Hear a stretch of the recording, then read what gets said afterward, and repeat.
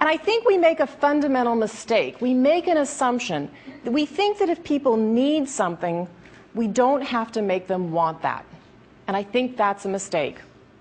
And there's some indications around the world that this is starting to change. One example is sanitation. We know that 1.5 million children die a year from diarrhea, and a lot of it is because of open defecation. But there's a solution. You build a toilet.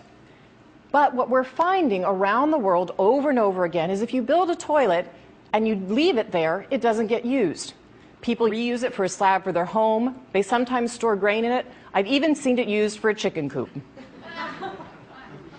But what does marketing really entail that would make a sanitation solution get a result in diarrhea? Well, you work with the community. You start to talk to them about why open defecation is something that shouldn't be done in the village, and they agree to that. But then you take the toilet and you position it as a modern, trendy convenience. One state in northern India has gone so far as to link toilets to courtship. And it works. Look at these headlines.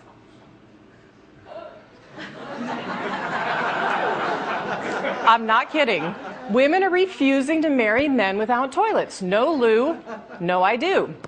Now, it's not just a funny headline. It's innovative. It's an innovative marketing campaign. But more importantly, it saves lives. Take a look at this. This is a room full of young men and my husband, Bill. And can you guess what the young men are waiting for? They're waiting to be circumcised. Can you believe that? We know that circumcision reduces HIV infection by 60% in men. And when we first heard this result inside the foundation, I have to admit, Bill and I were scratching our heads a little bit, and we were saying, but who's going to volunteer for this procedure? But it turns out the men do, because they're hearing from their girlfriends that they prefer it, and the men also believe it improves their sex life. So if we can start to understand what people really want in health and development, we can change communities and we can change whole nations. So why is all of this so important?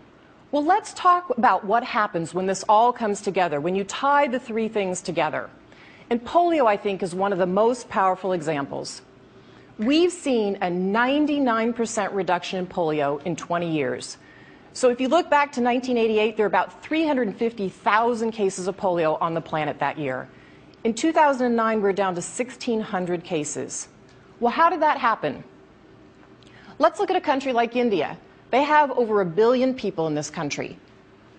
But they have 35,000 local doctors who report paralysis and clinicians, a huge reporting system, and chemists. They have 2.5 million vaccinators. But let me make the story a little bit more concrete for you. Let me tell you the story of Sri Ram, an 18-month boy in Bihar, a northern state in India. This year, on August 8th, he felt paralysis. And on the 13th, his parents took him to the doctor. On August 14th and 15th, they took a stool sample. And by the 25th of August, it was confirmed he had type 1 polio. By August 30th, a genetic test was done, and we knew what strain of polio Sri Ram had. Now, it could have come from one of two places. It could have come from Nepal, just to the north across the border, or from Jharkhand, a state just to the south. Luckily, the genetic testing proved that, in fact, this strand came north, because had it come from the south, it would have had a much wider impact in terms of transmission. So many more people would have been affected. So what's the end game? Well, on September 4th, there was a huge mop-up campaign, which is what you do in polio.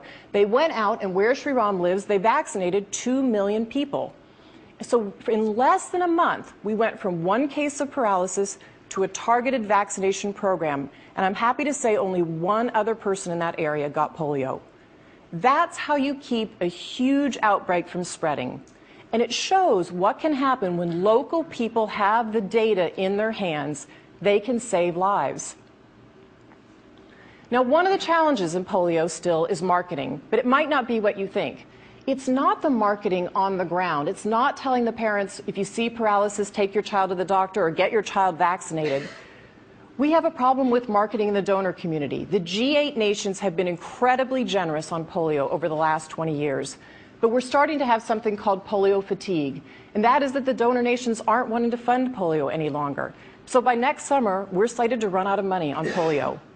So we are 99% of the way there on this goal, and we're about to run short of money. And I think that if the marketing were more aspirational, if we could focus as a community on how far we've come and how amazing it would be to eradicate this disease, we could put polio fatigue and polio behind us.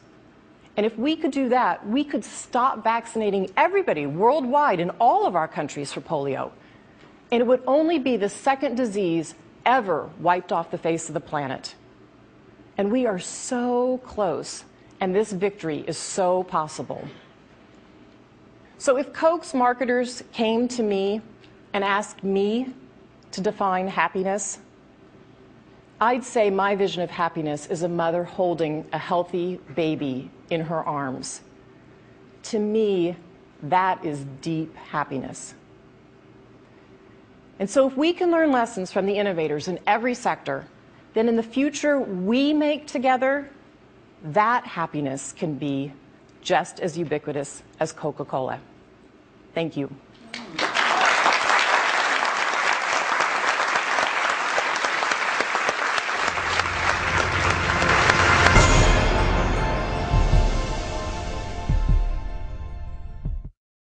Investment in broadband high-speed internet can help small businesses create new American jobs. Small businesses are being formed, dreams are being launched, and at AT&T, we're investing billions to upgrade and build out our wired and wireless networks. Now is not the time to stall momentum or stifle innovation or investment. Jobs, dreams, and the future are at stake. AT&T, your world delivered.